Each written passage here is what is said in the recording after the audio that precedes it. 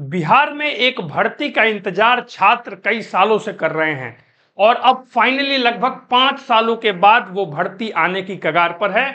वो भर्ती है बिहार वन रक्षक यूं बिहार वनपाल की। यहां पर बहुत ही बड़े पैमाने पर भर्ती जो है वो निकलने वाली है। वीडियो में मैं कंप्लीट इंफॉर्मेशन बताऊंगा। सूत्रों के हवाले से यहां पे आपको महत्वपूर्ण जानकारियां दी जाएंगी। कुल कितनी भर्ती होने वाली है, क्या योग्यता होगी, क्या यहाँ पे सिलेबस होगा, किस तरीके से यहाँ पे आवेदन होगा, सारी प्रक्रिया आपको इस वीडियो में समझाया जाएगा। लेकिन अगर आप चैनल पर नए हैं तो सबसे ऑथेंटिक अपडेट्स के लिए हमारे चैनल को सब्सक्राइब जरूर कर लीजिएगा। दोस्तों, बिहार में फॉरेस्ट गार्ड और फॉरेस्टर की भर्ती अंतिम बार 2020 में आई थी, लेकिन अब चुनाव से पहले इस भर्ती का विज्ञापन जारी होने जा रहा है। वन रक्षक के कुल 1123 और वनपाल के 346 पदों पर यह भर्ती आने वाली है। यह भर्ती लगभग 5 सालों के बाद आ रही है। वीडियो में आपको स्टेप बाय स्टेप जानकारी मिलेगी, बिल्कुल भी स्किप आपको इस वीडियो को नहीं करना है। जैसा कि मैंने आपको बताया कि वनपाल की जो भर्ती है वो भर्ती तकरीबन 346 पदों पर आएगी और जो वन रक्षक यानी कि फॉरेस्ट गार्ड की भर्ती है वो 1123 पदों पर आएगी। अगर मैं टोटल बात करूं तो 1469 पदों पर यहां पे भर्ती आने वाली है। सबसे अच्छी चीज है कि इसके लिए जो फॉर्म फिल होगा उसके लिए जो फीस लगेगी वो मात्र 100 रुपए लगेगी। मात्र 100 रुपए देकर आप इस भर्ती के लिए यहां पर आवेदन कर पाएंगे। अब हम यहाँ पे थोड़ा डिटेल्स में बात करते हैं फॉरेस्ट गार्ड के बारे में। हम यह भी बात करेंगे कि यह विज्ञापन कब तक आ सकता है। देखिए, फॉरेस्ट गार्ड के लिए जो एज लिमिट मांगी जाती है, जनरल कैटेगरी के लिए 18 साल से लेकर 23 साल तक की यहाँ पे एज लिमिट रहती है। बीसी और ईबीसी के लिए 18 साल से लेकर 25 साल तक की एज लिमिट रहती है। एससी और एसटी के लिए 18 साल से लेकर 27 साल तक की एज लिमिट रहती है। अगर हम बात करें यहाँ पे सिलेक्शन प्रोसेस की, तो 3 प्रक्रिया के माध्यम से यहाँ पर सिलेक्शन किया जाता है। सबसे पहले आपका रिटन एग्जाम होता है, फिर फिजिकल होता है और फिर आपका मेडिकल होता है।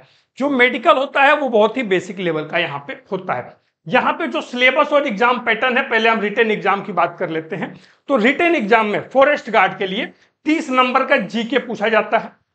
30 नंबर का नहीं, सॉरी, 30 क्वेश्चन जीके के पूछे जाते हैं, 25 क्वेश्चन मैथ के पूछे जाते हैं, 25 क्वेश्चन यहाँ पे साइंस के पूछे जाते हैं और 20 क्वेश्चन हिंदी के पूछे जाते हैं। टोटल 100 क्वेश्चन पूछे जाते हैं और 400 मार्क्स के होते हैं, यानी कि एक जो प्रश्न होता है वो 4 मार्क्स का होता है। 2 घंटे में यहाँ पर पेपर देना होता है और निगेटिव मार्किंग यहाँ पर लागू रहती है। 1/3 के आधार पर यहाँ पर निगेटिव मार्किंग रहती है। ये रिटन एग्जाम होता है। रिटन एग्जाम अगर आप क्वालिफाई करते हैं तो फिर आप फिजिकल के यहाँ पे जो प्रक्रिया होती है उसमें आते हैं। फिजिकल में मेल और फीमेल का क्राइटेरिया मैंने बांट दिया है। पहले मेल के क्राइटेरिया को समझते हैं। हाइट मांगी जाती है। जनरल कैटेगरी के लिए जो पुरुष अभ्यर्थी होते हैं, हाइट 165 सेंटीमीटर मांगी जाती है तथा एससी एसटी के लिए, सॉरी, जनरल के साथ साथ यहां पर जनरल और ओबीसी दोनों का है।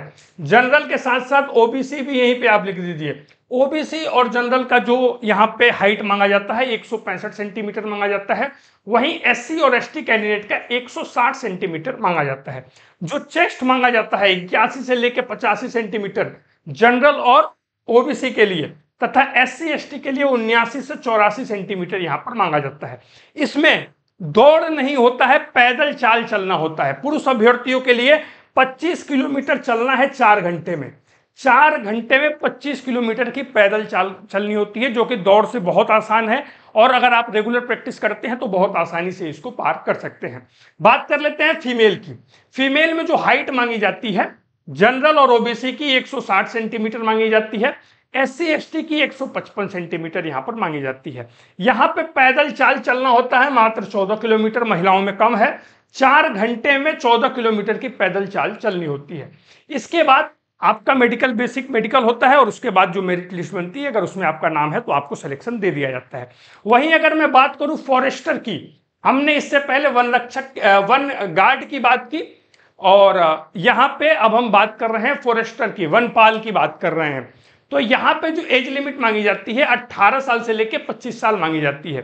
जो फॉरेस्ट गार्ड था उसमें 18 साल से 23 साल जनरल की थी। यहाँ पे 18 साल से 25 साल तक की आयु सीमा यहाँ पे मांगी जा रही है और या फिर रखी गई है। बीसी और ईबीसी की 18 से 27 साल रखी गई है। एससी और एसटी की 18 से 30 साल यहाँ पर रखी गई है। वहीं यहाँ पर अगर हम बात करें तो सिलेक्शन प्रोसेस में थोड़ा सा डिफरेंस है सिलेबस के अंदर।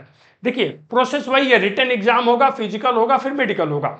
लेकिन रिटन एग्जाम में थोड़ा सा यहां पर फर्क पड़ता है। रिटन एग्जाम कैसे होगा, वनपाल में जीके के 15 क्वेश्चन पूछे जाएंगे, रीजनिंग भी पूछी जाएगी 15 क्वेश्चन की, अंग्रेजी पूछी जाएगी 10 क्वेश्चन की, और हिंदी पूछा जाएगा 10 क्वेश्चन का। इसके बाद या तो आप फिजिक्स, केमिस्ट्री और बायोलॉजी लीजिए, या तो आप फिजिक्स, केमिस्ट्री और मैथ लीजिए। ये 50 नंबर का पूछा जाएगा। इन दोनों में से कोई आपको एक लेना है, या तो फिजिक्स, केमिस्ट्री, बायोलॉजी लीजिए, या फिर फिजिक्स, केमिस्ट्री और मैथ लीजिए। 50 नंबर का ये पूछा जाएगा। टोटल 100 प्रश्न होंगे, 400 मार्क्स का होगा, 2 घंटे का पेपर होगा, और 1/3 के आधार पर यहाँ पर निगेटिव मार्किंग रहेगी। तो ये पूरी प्रक्रिया आपने समझी, और इस प्रक्रिया के आधार पर इस तरीके की योग्यता अगर आपकी है तो आप इस भर्ती के लिए आवेदन कर पाएंगे। अब हम बात कर लेते हैं कि भैया पेपर होगा कब, ये पेपर होगा कब, या फिर नोटिफिकेशन कब आएगा। तो देखिए 15 सितंबर से बिहार में आचार संहिता लागू होने जा रही है, और आचार संहिता लागू होने से पहले आपने देखा है कि तमाम विभागों में भर्तियां जारी की गई हैं। तो ऐसा माना जा रहा है, माफ कीजिएगा यहाँ पे थोड़ा सा मिस्टेक हो गया, 15 अक्टूबर है ये, 15 सितंबर नहीं है। तो 15 अक्टूबर से पहले तमाम विज्ञापन जारी किए गए हैं। 15 अक्टूबर से पहले यह विज्ञापन आपको देखने के लिए मिल सकता है। मान के चलिए कि 10 अक्टूबर तक आपको यह विज्ञापन देखने के लिए मिल सकता है। यहाँ पर प्रक्रिया तेज हो गई है। कुल पदों की संख्या मैंने आपको बता दी कि कितने पदों पर यह भर्ती निकलने वाली है। इंटरनल सोर्सेस से इंफॉर्मेशन है, यह भर्ती आती है मात्र 12th पास की क्वालिफिकेशन रहती है, मात्र 12th पास की क्वालिफिकेशन रहती है। तो इस चीज का ध्यान दीजिएगा। 12th पास वालों के लिए बहुत बढ़िया मौका यहां पर होने वाला है। वीडियो पसंद आया हो तो वीडियो को लाइक, चैनल को सब्सक्राइब कीजिएगा। मैं आपसे अगली वीडियो में मिलता हूं, तब तक के लिए धन्यवाद। जय हिंद, जय भारत।